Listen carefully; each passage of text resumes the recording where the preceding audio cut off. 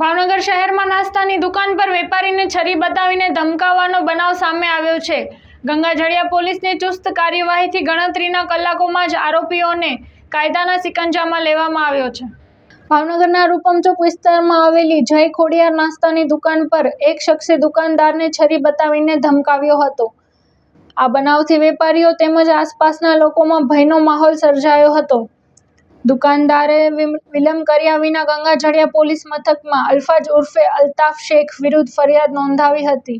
ફરિયાદ મળતા જ ગંગાજળિયા પોલીસે તુરંત કાર્યવાહી હાથ ધરી અને થોડા જ કલાકોમાં આરોપીને ઝડપી પાડ્યો હતો।